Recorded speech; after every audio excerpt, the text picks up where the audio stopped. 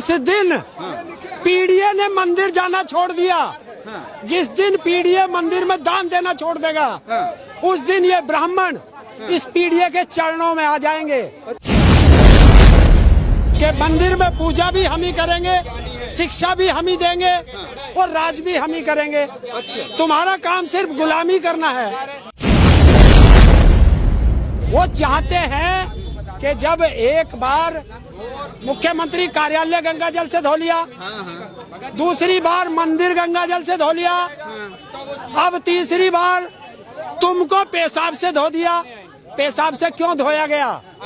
क्योंकि उस गंगा में अखिलेश यादव ने डुबकी लगा ली थी, तो अब तो गंगा जल भी पवित्र हो गया। साथियों नमस्कार, मैं हूं रजनीश और आप जन आदर्श भारत देख रहे हैं। इस वक्त हम समाजवादी पार्टी के केंद्रीय कार्यालय लखनऊ में, हमारे पीछे देख रहे हैं गहमा गहमी कितनी है। आज अखिलेश यादव ने जो काम किया है उसे लेकर के सोचिए कि पूरी दुनिया में एक नज़ीर पेश की है। जहां दलितों पिछड़ों की अगर हम बात करें तो इन्हें हमेशा से नीच वर्ग का समझा जाता था और उसका प्रमाण देते हुए इटावा में कुछ सामंती लोगों ने एक यादव कथावाचक को बल भर कूटा, मारा, बाल मुड़वाया और मुड़वाने के बाद सोचिए कि क्या क्या हुआ। कुछ चीजें तो मैं कह भी नहीं पा रहा हूं और उसके साथ साथ महिला के पैर पर नाक रगड़वाया गया। इस तरह से एक यादव समाज को अपमानित किया गया। जब उससे बातचीत हमारी हुई तो कथावाचक ने कहा कि उन लोगों ने कहा कि तुम यादव हो, शूद्र हो, तुम्हारी हिम्मत कैसे पड़ गई कि तुम आकर के भागवत कथा हमारे बीच में कह रहे हो। वो जो कथावाचक थे उन्हें समाजवादी पार्टी के मुखिया अखिलेश यादव ने बुलाया और गा करके सम्मान किया, सोचिए, और उनसे जो है भजन भी सुना। और सुन करके साफ तौर पे जो अखिलेश यादव जी ने कहा कि हम किसी भी पीडीए के लोगों को अपमानित नहीं होने देंगे। हरेंद्र ताऊ भी हमारे बीच में आ गए, पश्चिम के बड़े नेता हैं, किसान नेता हैं। बहुत बहुत स्वागत है। क्या कहेंगे? कथावाचक, यादव कथावाचक को यह कहकर के पीटा गया कि तुम यादव हो, शूद्र हो, तुम्हारी हिम्मत कैसे होगी कि कथा बाच रहे हो। देखिए, अगर किसी के रोजगार पर तुम डाका डालोगे तो उसको दर्द होगा। तो उन्होंने अपना एकाधिकार समझ रखा है कि मंदिर में पूजा भी हम ही करेंगे, शिक्षा भी हम ही देंगे और राज भी हम ही करेंगे। तुम्हारा काम सिर्फ गुलामी करना है, तुम गुलामी करो। और ये कथावाचक पढ़ लिख करके ये आगे बढ़ गया, तो ये उसको सजा दी गई है। ये क्या इसके मतलब क्या यादव में ये गुण नहीं हो सकता कि वो भागवत कथा कहें, कथा लोगों के बीच जाकर के बातें? नहीं, गुण तो सब में है। पीडीए में एक से एक अच्छा ज्ञानी है, लेकिन वो नहीं चाहते कि अगर तुम आगे बढ़ गए तो तुम उनका रोजगार छीन लोगे।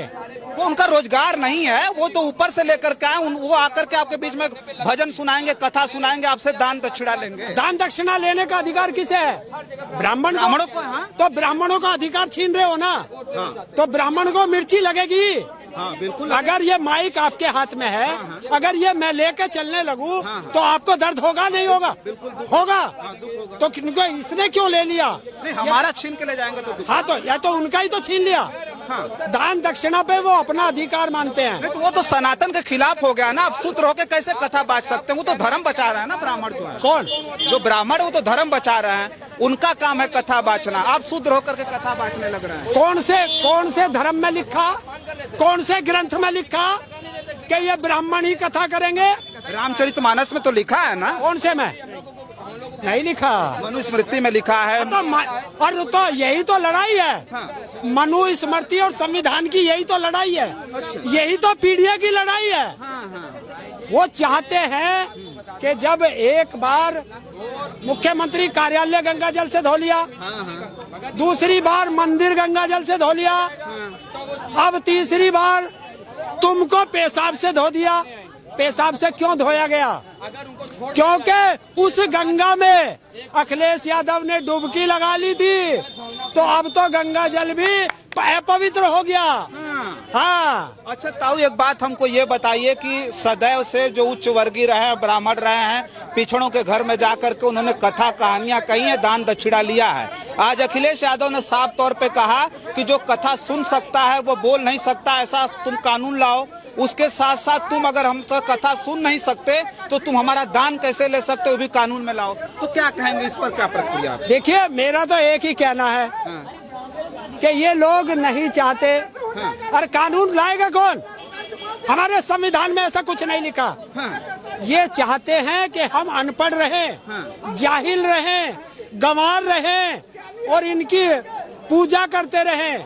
क्योंकि अगर हम पढ़ लिख लिए, पढ़ा लिखा लोग सत्ता से सवाल करता है और अनपढ़ लोग सत्ता की गुलामी करते हैं, ये अंतर है। तो उनको गुलाम चाहिए, सवाल करने वाला नहीं चाहिए। अच्छा, एक बात बताइए, अखिलेश यादव ने जो काम किया, मुझे तो लगता है पूरी दुनिया में एक नजीर पेश की उन्होंने कि दलितों पिछड़ों के साथ इस तरह का अपमान हुआ कि भाई कोई अच्छा काम करने जा रहा, धर्म का काम कर रहा है, उसको अपमानित किया गया ब्राह्मणों के द्वारा। लेकिन अखिलेश यादव ने बुला करके अपने कार्यालय में उनको सम्मान दिया, ये तो बहुत बड़ा काम है। तो उसको लेकर के देश के लोगों को आप क्या कहेंगे? आपकी बात तो पूरी दुनिया सुनती है। जिस दिन पीडीए ने मंदिर जाना छोड़ दिया, जिस दिन पीडीए मंदिर में दान देना छोड़ देगा, उस दिन ये ब्राह्मण इस पीडीए के चरणों में आ जाएंगे। अच्छा, हाँ, ये ध्यान रख लेना। तो ये क्या आप संदेश क्या दे रहे हैं कि इन दलितों पिछड़ों को जो है ये दान देना छोड़ देना चाहिए? दलित, पिछड़े, आदिवासी जो भी दुखी है वो एक साथ आ जाओ। जिस दिन तुम पीडीए की छतरी के नीचे आ जाओगे, उस दिन तुम सुरक्षित हो जाओगे। तुम्हारी तरफ कोई उंगली नहीं उठा सकता, और जो उंगली उठाएगा उसका हाथ मरोड़ दिया जाएगा। चलिए, देखिए, हरिंदर ताऊ जी है, किसान नेता हैं, अपनी बात को बड़ी सटीक तरीके से और बेबाक तरीके से भी रखते हैं। बातचीत हमारी हुई, बातचीत कैसी लगी कमेंट बॉक्स में जरूर लिखिएगा। बहुत सारी खबरों के लिए बने रहे जन आदर्श भारत के साथ, और हमें दे इजाजत।